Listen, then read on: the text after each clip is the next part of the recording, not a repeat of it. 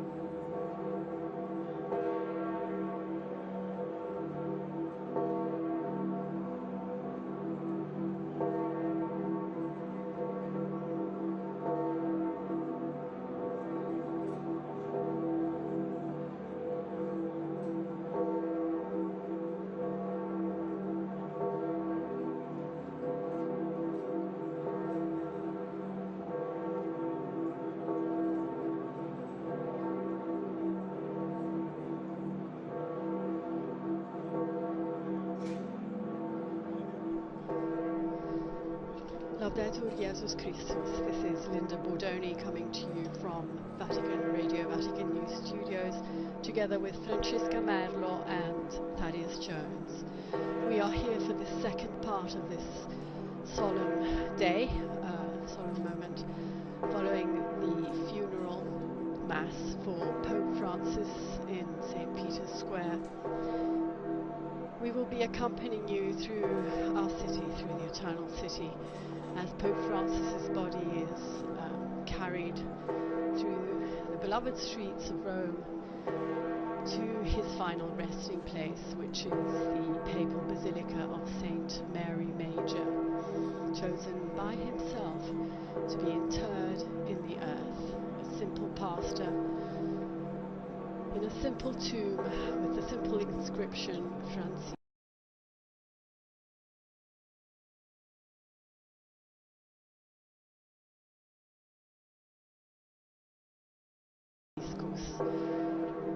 So we are here waiting to see the images of Pope Francis's coffin, which will be carried on an open-aired hearse. We still have to see it.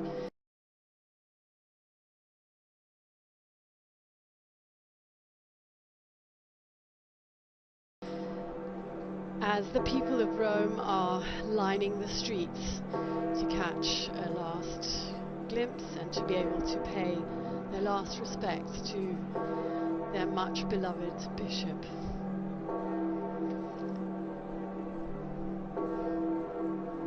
Thank you, Linda, for that introduction here. And for our television viewers, you can see the square and all the crowds there slowly leaving just before the square was totally full of people, and all the main avenue there leading into St. Peter's Square The authorities estimated over 200,000 people were present. 250,000, I correct myself, more and more were arriving as the celebration began, so 250,000 and a quarter million people gathered in the square, what the square could hold, and the main avenue, Via della Conciliazione, leading into the square.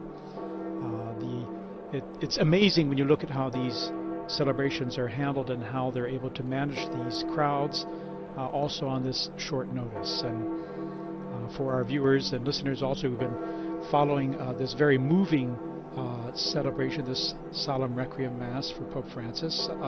Some of you may be tuning in now, and what we're waiting on is the coffin that will be taken from St. Peter's Basilica and then exiting part of Vatican City and then going through the streets of Rome to St. Mary Major, the Papal Basilica, just east and south of the Vatican, about 4 to 5 kilometers. And we're going to accompany you as that happens. And Thaddeus, just to add on to what you were saying there about the flocks of people that filled the square. So we were all here quite early this morning, 6 o'clock, and the faithful had already been flooding the streets waiting to be let in, so to speak. And it was quite a scene when they eventually did open the gates, and all of these pilgrims, all kinds of people, young, elderly, religious, people with push chairs.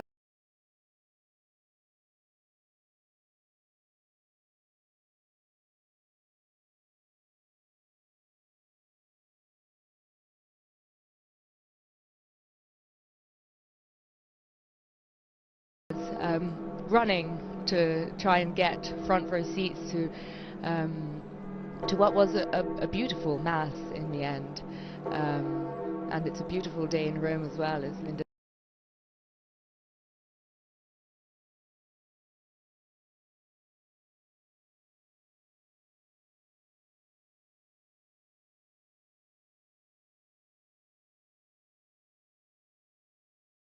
said. The square was gorgeous, and I can only imagine that the procession through Rome, Pope Francis' last trip from St. Peter's Basilica to St. Mary Major, on such a beautiful day, he couldn't have been sent off in a nicer way, I'd say. Yes, I agree.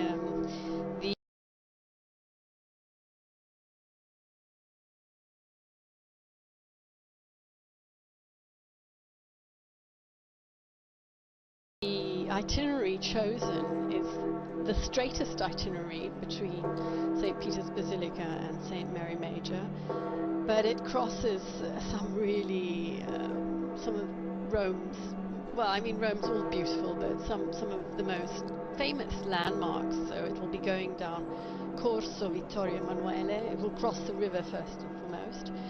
It will arrive in Piazza Venezia.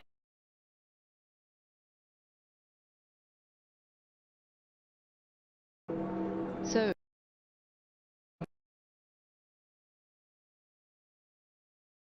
to rest by his beloved icon, as you described it, but the way in which he's reaching it, he's passing almost through the 3 papal basilicas. It's quite a homage, I'd say. No, you're right. There are 4 papal basilicas. The other one is St. Paul's outside the walls, which is off the route. But yes, you're right. St. Peter's, very close to St. John Lateran, which is the Bishop of Rome's basilica, and finally St. Mary Major. And of course St. John Lateran there, the Cathedral of Rome. It's actually the Cathedral Basilica of the Diocese of Rome. And powerful celebration, this wonderful tribute, as well as the Basilica itself, the square itself, the images, the particular poignant moments during this, the liturgy, the Requiem Mass, have been captured with this stunning photography. And then our television viewers can see as well, this weather is absolutely perfect. It couldn't be a better day, very comfortable temperatures, strong sunshine, and just very light winds.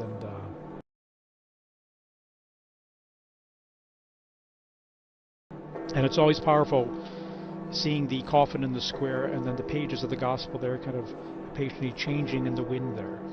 Those are very strong or powerful symbolic moments there that we all lived, as well as the tribute from the Eastern churches at the end of the funeral when they paid their tribute to Pope Francis in the languages and chants of their own traditions, part of the hugely diverse Catholic and Eastern traditions and Christian traditions around the world represented there in this way.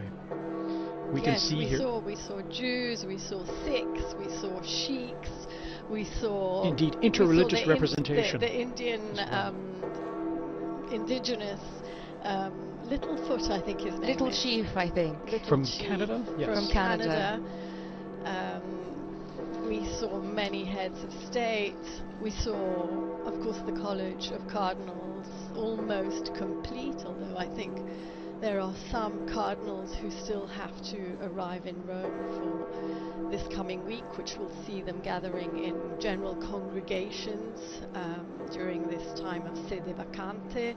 They will be discussing the days to come, the date of the conclave, and of course they will be administering to the Holy See as the sede vacante tells us. It is a vacancy and they are governing the Vatican at this time. Yes, as you mentioned, Linda, too, the interreligious representation was particularly was amazing in terms of the numbers and the various representatives and paying tribute to Pope Francis, who was wonderful in uniting and in building bridges of friendship.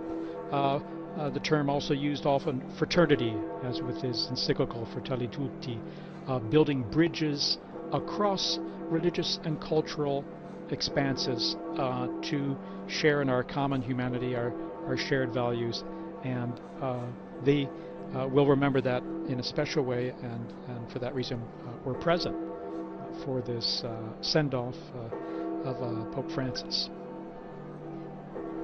Even with this funeral mass and with his request to be buried at St. Mary Major, that is what he's doing. He's being close to the people, and you know, it is not a coincidence that he's been dubbed the Pope of the peripheries.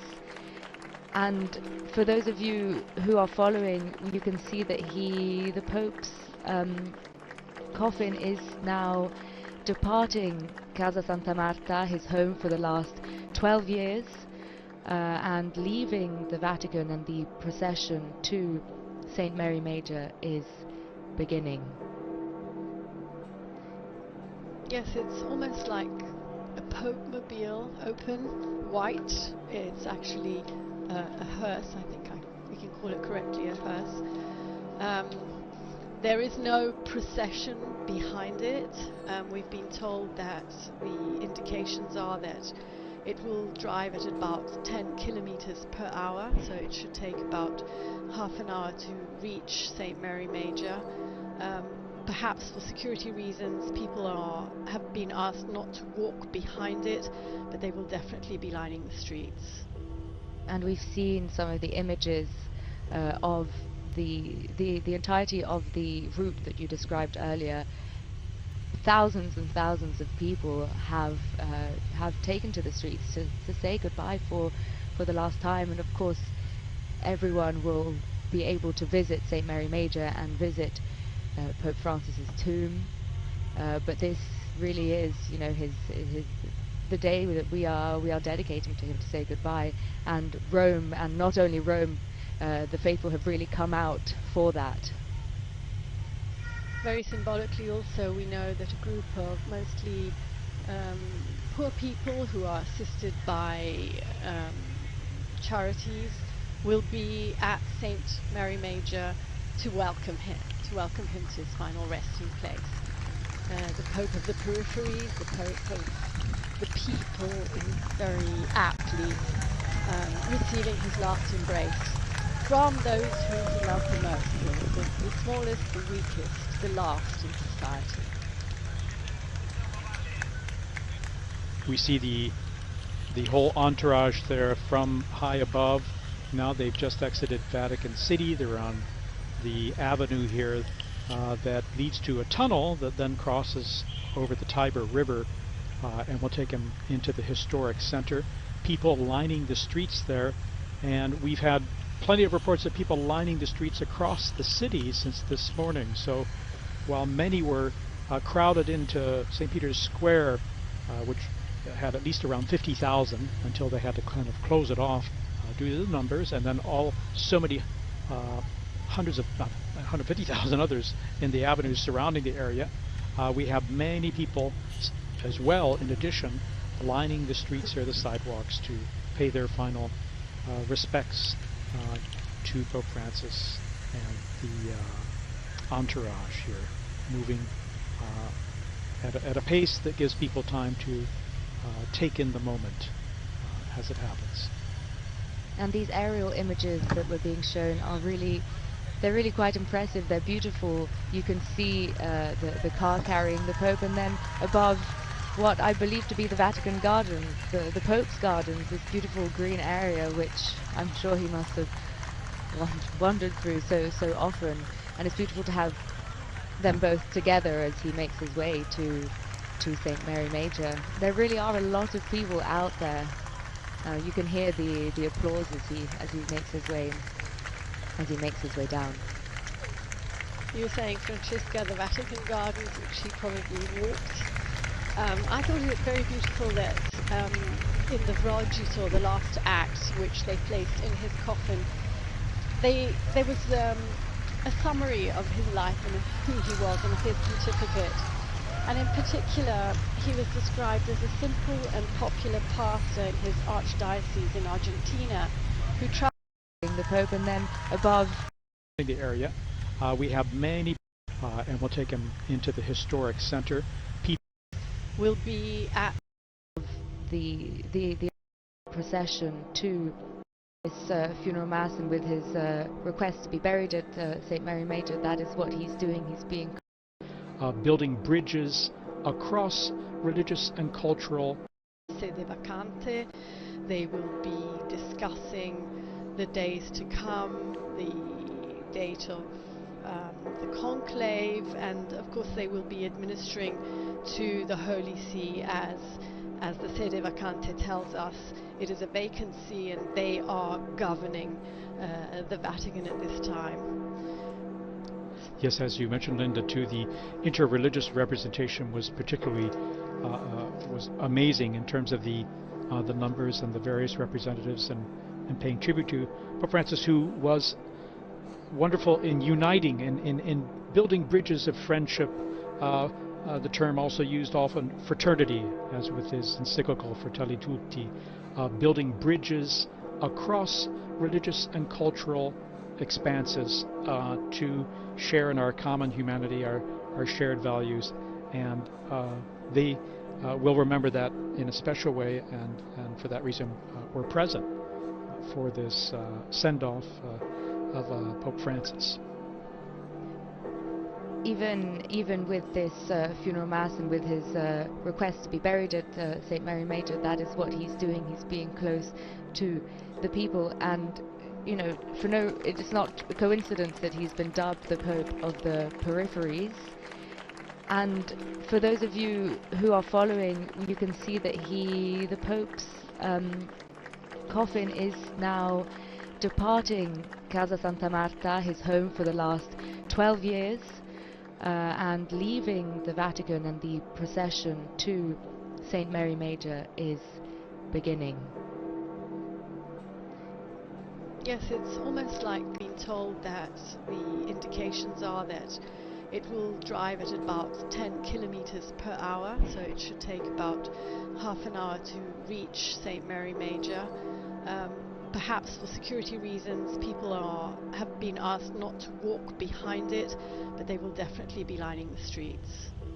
And we've seen some of the images of the entirety of the route that you described earlier.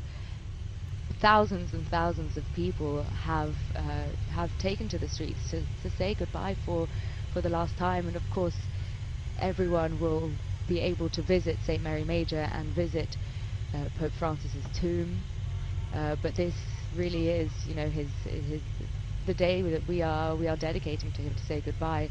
And Rome, and not only Rome, the faithful have really come out for that. Very symbolically also, we know that a group of mostly poor people who are assisted by charities will be at St. Mary Major to welcome him to his final resting place. The Pope of the peripheries, the Pope of the people, is very aptly receiving his last embrace from those whom he loved the most, the smallest, the weakest, the last in society.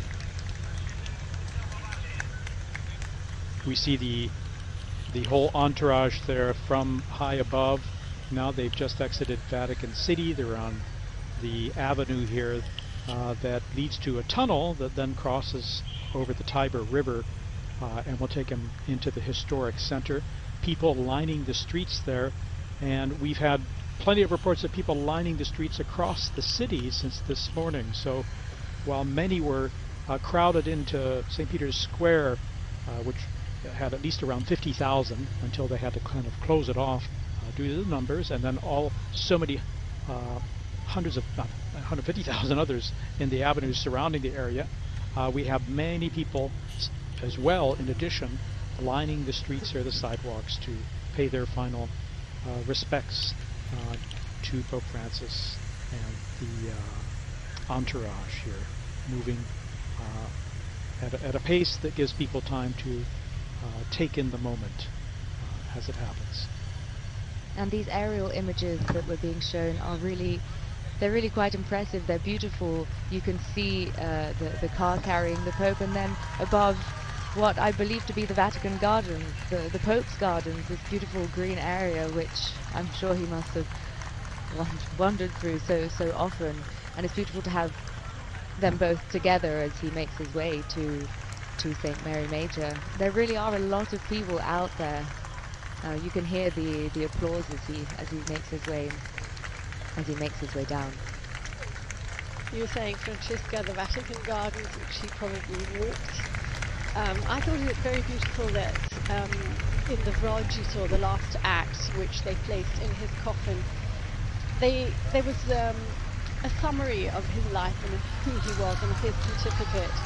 And in particular, he was described as a simple and popular pastor in his archdiocese in Argentina, who travelled far and wide by metro and by bus, living in a flat, preparing his own food because he felt like a normal person. And I think he made everyone he met feel like he was a normal person, and that they were meeting a normal person. And the Pope of the peripheries, that's really what he was. And especially talking about his traveling, and he really traveled the world. His penultimate trip, which Linda, you were on, and he really went to the other side of the forgotten side of the world. Absolutely. I must say I've had the privilege to be on 2 faraway trips. One was the one you're just mentioning that took us to Indonesia, Timor-Leste, Papua New Guinea, and Singapore, but even the year before to Mongolia to visit the smallest Catholic flock in the world, 1,500 Catholics of the entire Mongolian population. So yes, he travelled into the peripheries of the city, going to visit prisoners, going to visit elderly people, poor people, always welcoming refugees, but he'd also travel across the world to the remotest and furthest away places from the Vatican, obviously, that is. And people always came out in floods to welcome him. I'll never forget landing in Timor-Leste, which is a tiny and new country, and the half of the entire population, 750,000 people, came to the Mass. The floods of people just there to welcome him. Very moving.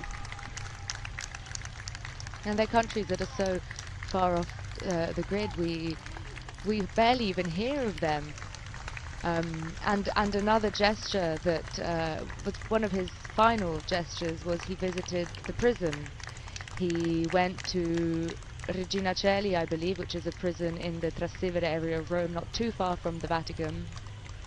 And it's a symbolic gesture that he does every year at Easter, and of course with him having been unwell, we weren't sure whether he would have done, and the fact that he did meant so much to prisoners worldwide, but all marginalized people.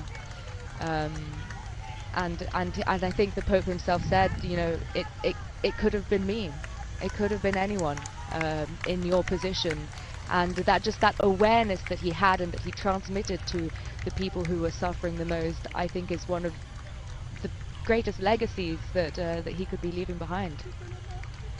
And it's really fitting that the people who will welcome him and say their goodbye at St. Mary Major are, as you've mentioned, the people who've suffered, the homeless, migrants, people who are marginalized. So people who've met him before as well. We've been told around 40 of them will be there. There might be more or less, but some of them have actually met Pope Francis.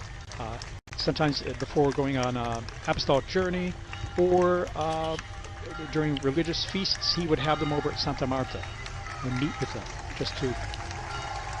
He's crossing the bridge. He's crossing the Tiber. We see, yes. Yeah. This is the beginning of the Via Corso Vittorio Emanuele. He's passing here from some very symbolic places.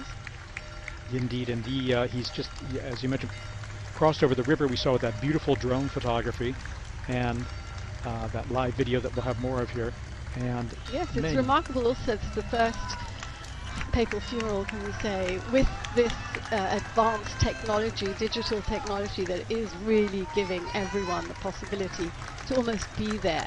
Indeed, for our television viewers, they're seeing an incredible view, bird's eye view, literally, of what's happening, and it gives you a sense of context in a way that's revolutionary, I would say. We have, of course, a vehicle preceding the entourage, or the procession. The procession, and you can see all the crowds of people on either side of the street as they wave there. And again, it's particularly poignant and touching that, again, he'll be welcomed by the people he's always reminded us not to forget, the ones who need our help, the homeless, migrants, and refugees. And I must say, in these days in which tributes have been pouring in, again and again I've been hearing he was a voice for those who had no voice. So hopefully that voice will continue to resonate. Well, right until the very end, his final appearance on Easter Sunday, he dedicated his words, his Urbi blessing, which someone else read for him, but he dedicated it to the people suffering war, and he has always been a voice for the people in countries where everything is being destroyed by arms. Pope Francis has been #1 advocate for disarmament. He's been the #1 advocate for solutions to be reached, for diplomatic talks to take place. He has reiterated every time to reiterate this appeal. And Francesca, you wrote that lovely farewell that we published on the web about the Pope of Peace, which particularly, I think, resonated with you. I have to say that one of the things I learnt reading at Pope Francis's audience is that his style of being closer to the people resonated in every aspect of his pontificate. So it was very clear when he said the words, and then in other smaller actions it was clear to the people involved. And this is the case for the general audiences, because you may remember up until a few years ago, the readers at the general audiences were all Monsignori, religious consecrated men who work within the Vatican walls. And Pope Francis changed that, and the readers became people like me. I'm a woman, I'm not a religious, not a consecrated woman, and all of a sudden that audience and that stage, which before saw only men, only consecrated men, saw people from all over the world, all different ages, all kinds of different accents, and it really represents the people in the square to whom you are transmitting the Pope's message. And I can only imagine that being one of the faithful in St. Peter's Square, which I have been on numerous occasions, even for audiences when other people are reading, it really builds that bridge. And that's just a very small gesture that people may not perhaps have even noticed, but to be involved and to be asked to participate in something like that, I mean, it's been a real honor reading for him at audiences. And you're right, it may be a small gesture, but it is symbolic of opening a window that he's been doing more and more in his pontificate to include people in the church. You know, he's been trying to open to women. He's been so strong in reaching out to other religions, to other ecumenical denominations. I'd say perhaps this way of inclusion culminated in his call for the synod on synodality. To that. Unfortunately, there are so many that we don't talk about as much as we should. And his spirit is present here, and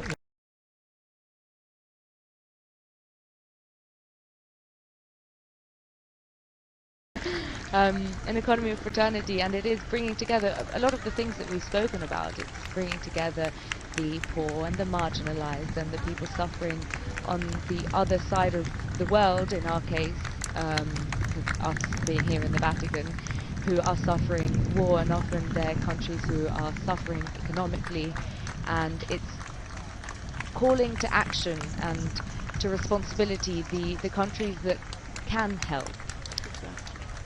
Denouncing the great divide that there is between the rich and the poor.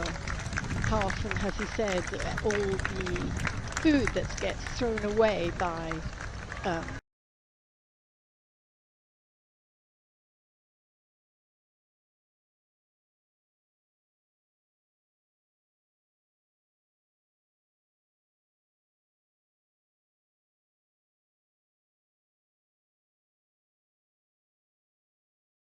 affluent societies would be more than enough to feed the millions and millions of hungry people in the world. And here we have a view of the Colosseum as he goes up via La Bicana.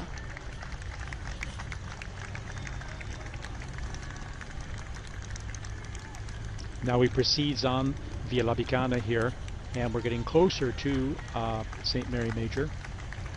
There's the main road that goes between the Cathedral of Rome, St. John Lateran, and Santa Maria Maggiore, St. Mary Major.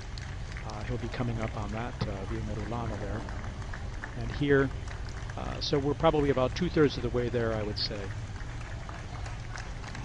And again, Pope Francis wished to be buried at the Basilica of St. Mary Major, and he wished to be buried next to the Salus Populi Romani icon of Mary, who is remembered and venerated by Romans, as the Romans survived a plague centuries ago, and it's a special icon, a special place that people go to pray. And Pope Francis, throughout his pontificate, has gone there to pray, to give thanks, to ask for prayers for his ministry. So he's been very dedicated to Our Lady, in particular this icon there in the Basilica, and he will be buried next to that chapel where the icon is located. He wished to be buried next to it and not inside it, where there was a possibility, saying, no, I wish that people, when they go to pay homage to that icon, that they see only that, and they don't go there to go see a pope. So for that reason, he wished to be buried next to it in a space that is just perfect and appropriate, a simple space where we'll be seeing shortly where it will happen. We take it for granted that most popes are buried in the Vatican, and I think most of them are. I think there are about 90 popes in the Vatican grottos. But it's actually not uncommon for a pope to ask to be buried outside the grottos. But the last pope to be buried at St. Mary Major was Clement VI, who was laid to rest there in the 17th century. And other popes are buried in Lateran and even in places outside Rome.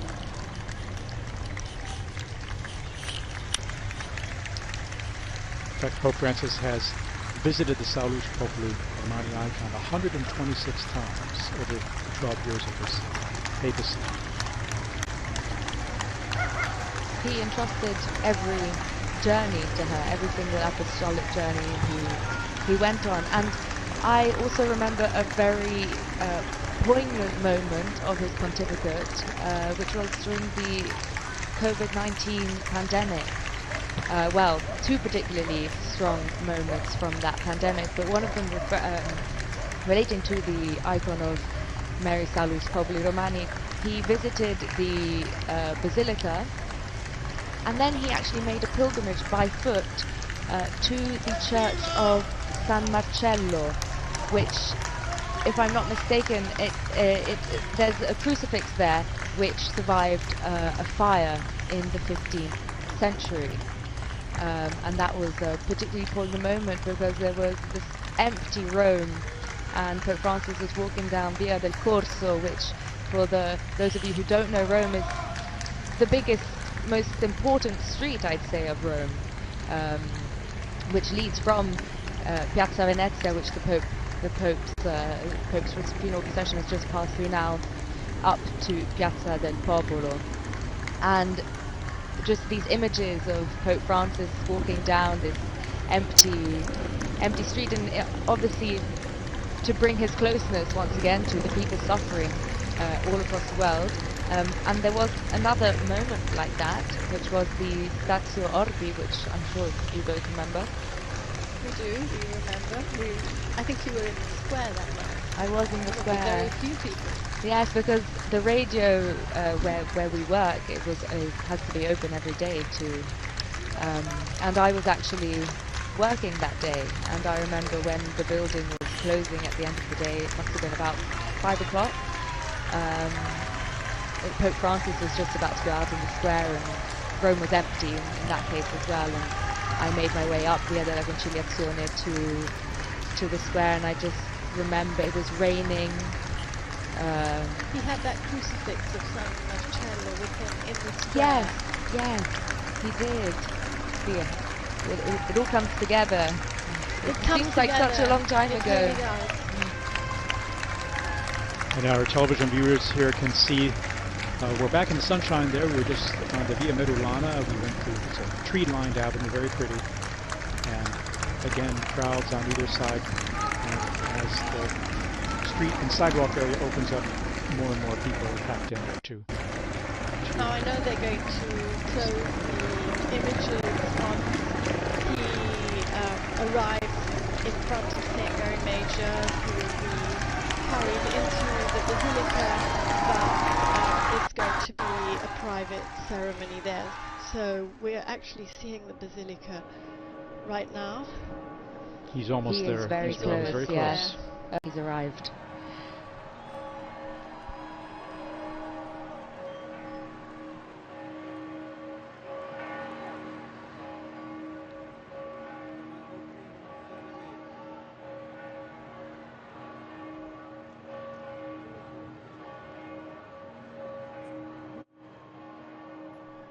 I have to say, it's a very touching moment. It's almost difficult to know what to say. I think most people can see and watch, but many people are also perhaps following on radio. Yes, it is very solemn, it's very sad. at the same time, it's a celebration of his life and ministry, and it's particularly poignant in this Jubilee of Hope as well that he inaugurated, that he opened. And so I think, I would imagine that would be the, and of course it is the key theme as well that we celebrate in a very special way at Easter at this time, a time of hope, of birth, new life, life in a new and transformed way. And so I think all today has been a wonderful tribute to Pope Francis and his ministry. And there we see the icon Salus Populi Romani. It's a panel made of cedar wood.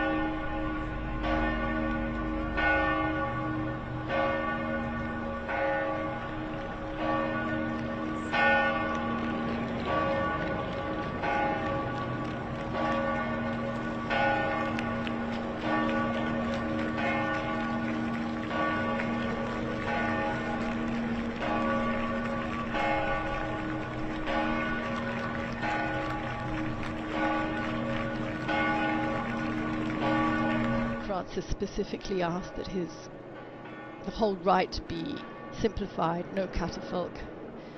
So it's on a stand, about to be carried inside this beautiful, beautiful basilica. And if I'm not mistaken, just before his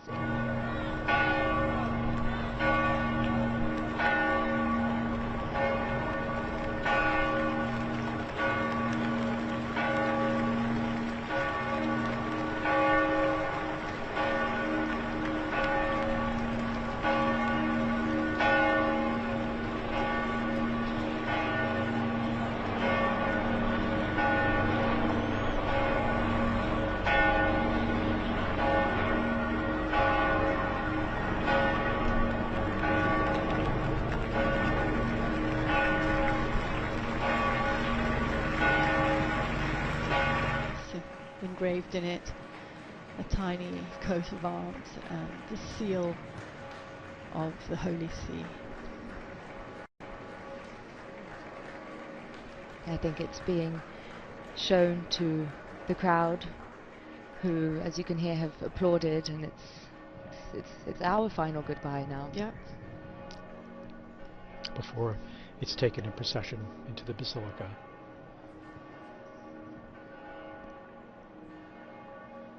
We hear the bells tolling.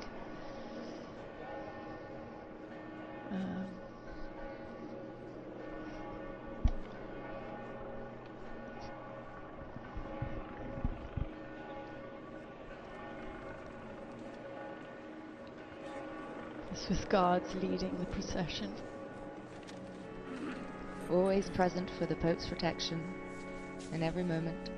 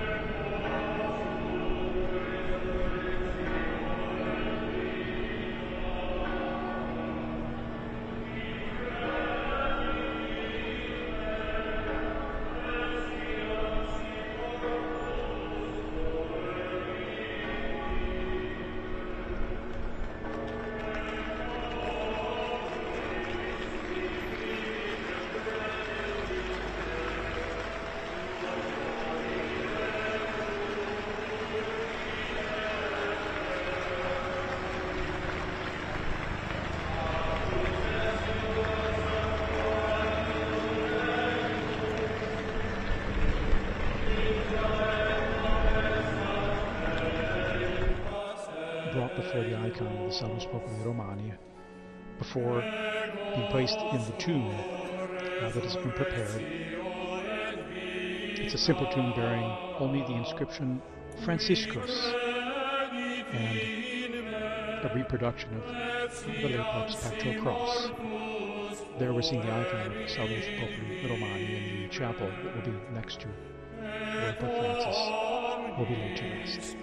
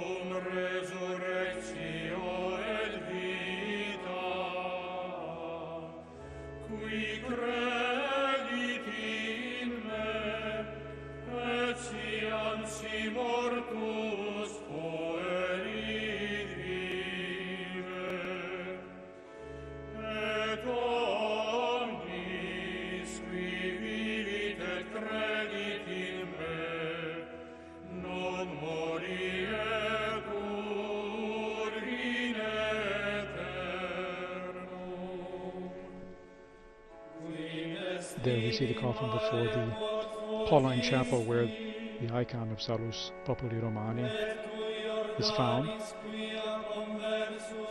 And we have some children who are bringing a homage to the altar there, above which is the icon of Mary. Recalling the flowers Pope Francis would bring in homage when he would go there to pray before an apostolic journey or to give thanks or to for special prayers in his many visits there.